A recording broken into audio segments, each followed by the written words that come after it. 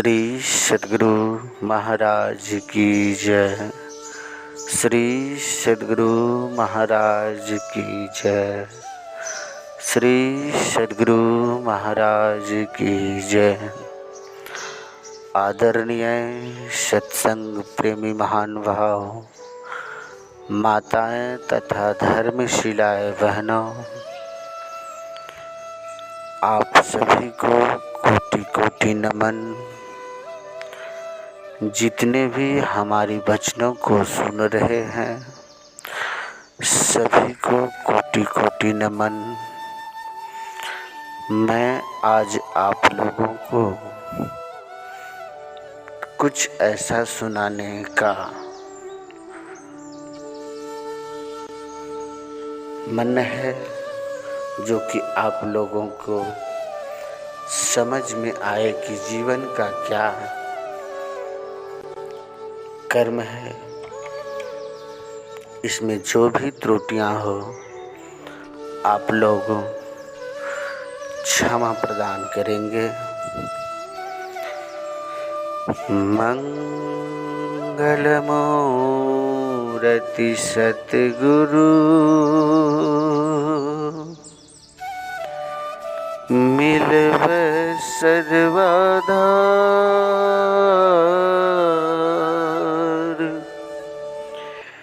मंगल में मंगल करना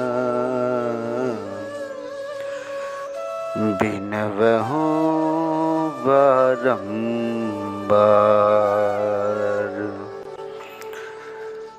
ज्ञान उददी अरु ज्ञान घना सद्गुरु शंकर रूप।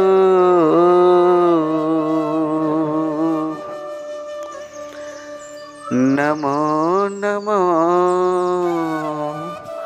बहुवारहि सकल सुपूजन भो। बोलिए प्रेम से श्री सद्गुरु महाराज की जय। मेरे दोस्तों, मेरे साथियों, मेरे नौजवानों, मेरा यही कहना है आप लोगों से, जीवन में किसी का सहारा ना लो। जीवन में किसी पर भरोसा मत करो, क्योंकि इस दुनिया में जो आए हो किसी के भरोसे नहीं आए हो।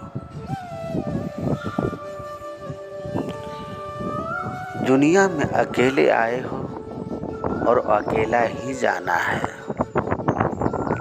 तो मैं किसके सर का भार बनूं, किसके भरोसे रहूं? क्योंकि भगवान मुझे इस दुनिया में अकेला भेजा है। जब यहाँ आने के बाद पता चला कि मेरे यहाँ पर सगे संबंधी बहुत है, लेकिन दोस्तों, मेरे साथियों, ये सगे संबंधी जो है सभी मतलबी है। जितना भी अपने हैं सभी मतलबी है। दोस्तों, दुनिया में कोई किसी का नहीं होता है। माँ बाप से लेकर के पत्नी, बेटे, इस दुनिया में कोई किसी का नहीं है। ये सब जो है ये माया है। ये माया आपसे जुड़ा हुआ है। जब तक तुम्हारे जेब में पैसा है तो सब तुम्हारे अपने लगेंगे। जब तुम्हारा जेब का पैसा खत्म हो जाएगा, सभी अपने तुमको पराये देखने लगेंगे। इसीलिए मेरा कहना है कि इस दुनिया में अकेले आए हो, अकेले रहना सीखो। ये मतलबी दुनिया, ये माया है। माये में रहो, लेकिन अपने बारे में सोचो,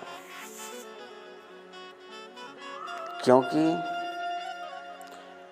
जाने के टाइम तुम्हारा कोई साथ नहीं देने वाले हैं दोस्तों। कर्म क्या किए हो ये भी नहीं पूछता। तुम भगवान से ये नहीं कह सकते हो कि हे भगवान, मैं तो सारा जीवन अपने परिवारों को कमाकर खिलाने में बिता दिया, मैंने तो भक्ति कर नहीं पाया। अरे मूर्ख,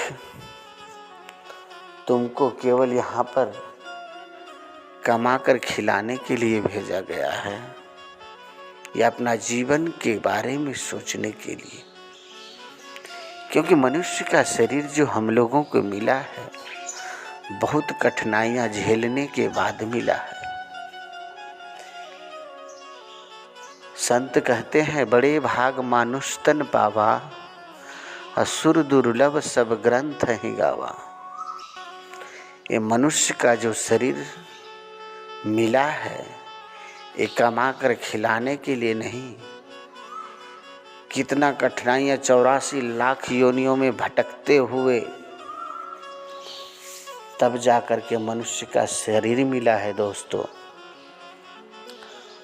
अब यह शरीर को मैं यूं ही बीवी बच्चों पढ़ाने लिखाने खिलाने कमाने में यूं ही गवा दिया, तो क्या मेरे को फिर से मनुष्य का शरीर मिल सकता है? एक मनुष्य का ही शरीर ऐसा है जो कि देवता भी तरसते हैं मनुष्य का शरीर पाने के लिए, क्योंकि मनुष्य का ही एक शरीर ऐसा है जो कि धर्म कर सकता है, अन्यथा कोई नहीं कर सकता। जानवर क्या धर्म कर सकते हैं? जानवर क्या पूजा पाठ कर सकते हैं? सिखाए हुए जानवर माला चढ़ा सकते हैं, कर सकते हैं, लेकिन जो भक्ति होता है वह भक्ति केवल मनुष्य कर सकता है। और हम लोग क्या लगे हुए हैं? पारिवारिक जीवन में लगे हुए हैं।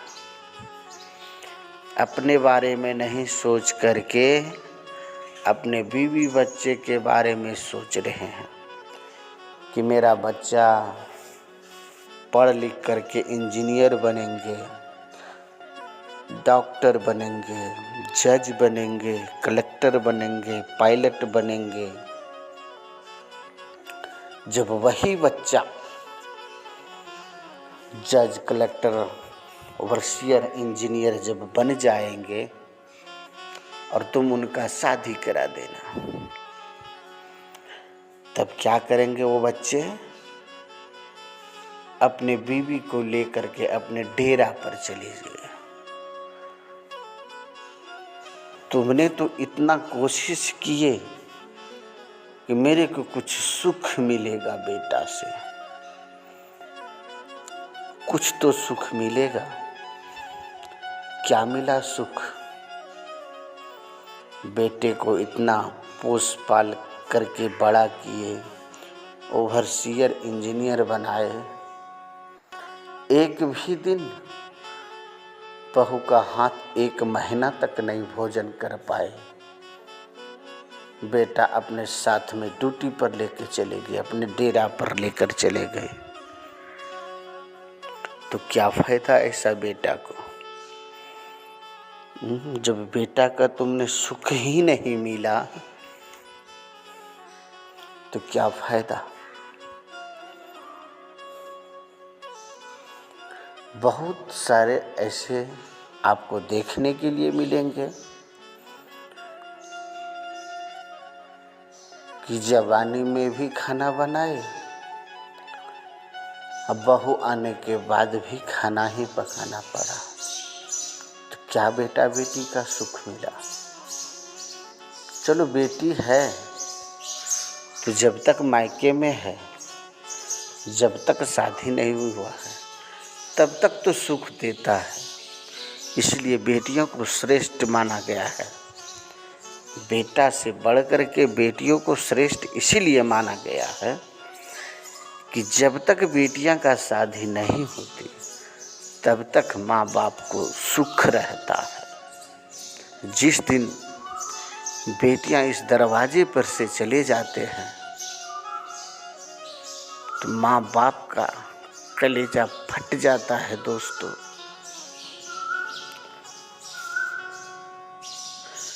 उस दिन माँ बाप को एहसास होता है मैंने क्या पैदा किया था। मेरी बेटी आज क्या लेकर जा रहे हैं। लेकर तो कुछ नहीं जाते, लेकिन माँ बाप के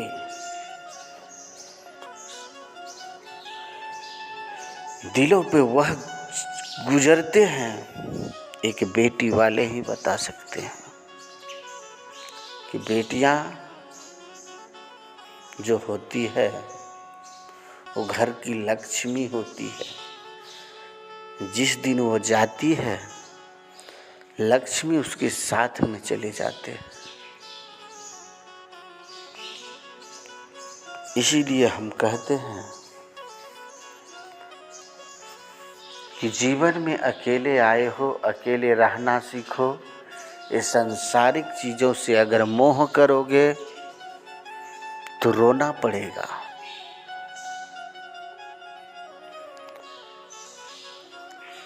और हम लोग बाहरी चीज़ों को ना करें। बाहरी का मतलब दिखावे का भक्ति ना करें। अपने अंदर ही परमात्मा को ढूंढने का प्रयत्न करें, क्योंकि भगवान बाहर नहीं मिलते हैं। भगवान अपने अंदर में ही है और अपने अंदर में ही ढूंढने का प्रयत्न करो। बाहर ढूंढने के लिए हम लोग बहुत बहुत दूर जाते हैं, किराए पैसे लगा करके जाते हैं, लेकिन वहाँ जाने के बाद क्या मिलता है? थकावट और कुछ नहीं मिलता है दोस्तों।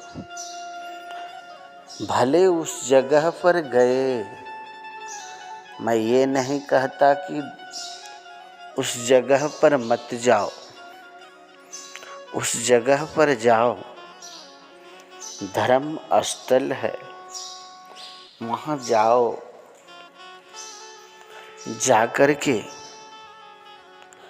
घूम फिर करके उस जगह को देखो। उस जगह में देवताओं का कभी वास हुआ करते थे। धर्म स्थल पर जाना चाहिए और जाकर के क्या करना चाहिए? यह नहीं कि बच्चों के लिए गुब्बारे खरीदो, झुनझुना खरीदो, चूड़ी खरीदो, शंखा खरीदो, यह सब नहीं करना है। उस जगह पर जब जाओ तो बैठ करके कम से कम, बिल्कुल कम से कम 5 मिनट के लिए ध्यान जरूर करना। क्योंकि उस जगह पर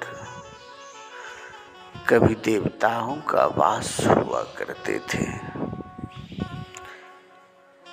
यह नहीं कि मेला देखने में भूल जाओ। संत कहते हैं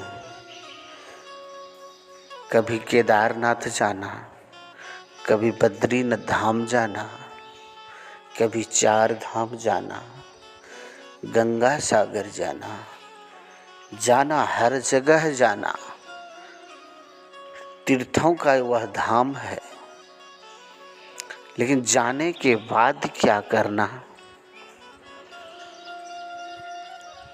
कम से कम स्नान के बाद 5 मिनट ध्यान जरूर कर लेना,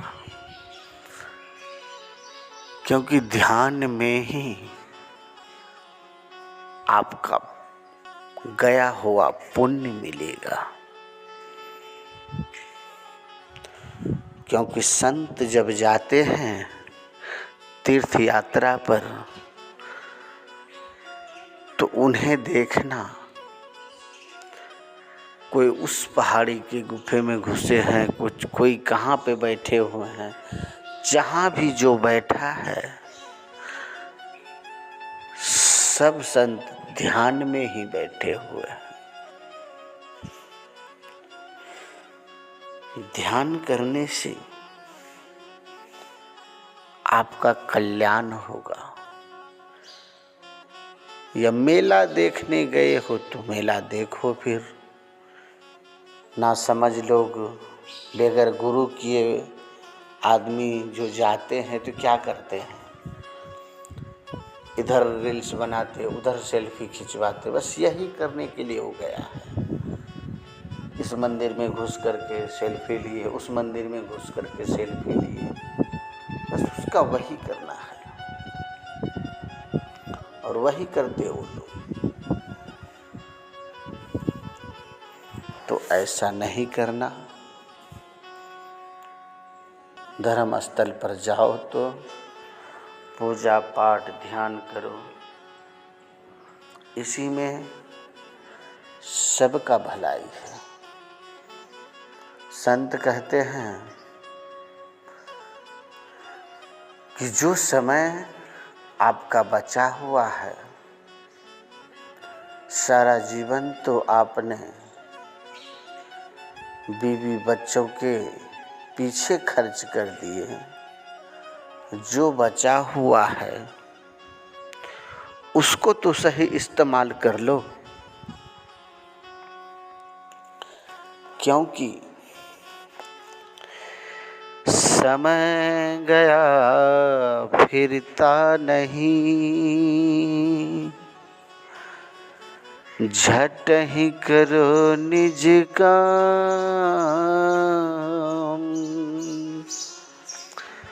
जो बीता सो बीतिया, अब हो गहो गुरु नाम। दोस्तों, मेरे साथियों, जो समय आपका बीत गया वह समय जीवन में कभी लौट कर नहीं आने वाले हैं। क्योंकि आज जो तुम्हारे साथ में हुआ, जो डेट में, जो समय में, वह समय आप जीवन में कभी देख नहीं पाओगे। क्या आप कभी जीवन में 2024 देख पाओगे? नहीं देख पाओगे। ठीक उसी तरह से ये जो जवानी आपका है, क्या तुम यह जवानी कभी देख पाओगे? आपको बूढ़ा होना है, आपका समय खत्म हो रहा है, निकल रहा है। इसीलिए संत कहते कि समय गया, जो समय आपका चला गया, समय गया फिरता नहीं, जो समय चला गया वो दोबारा नहीं आता है। झट ही जल्दी से कर लो। जो काम करना है वह काम जल्दी से करो, देर मत करो। झट ही करो निज काम, और जो बीता सो मतलब जो बीत गया है उस पे मिट्टी डालो, छोड़ो। जो आगे है बचा हुआ उसके बारे में सोचो। जो बीता सो बीतिया, अब हूँ गहो गुरु नाम। जो भी बचा हुआ है कम से कम उसमें तो प्रभु श्री राम का नाम लो।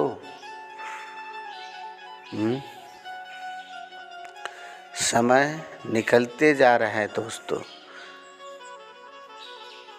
तुम समय मत देखो, समय तो जा रहा है। तुम अपने बारे में सोचो कि मैं क्या करूं, क्योंकि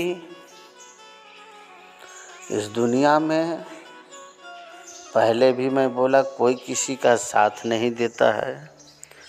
संत कबीर साहब कहते हैं, भंवरवा के तोहरा संग जाई, भंवरवा के तोहरा संग जाई।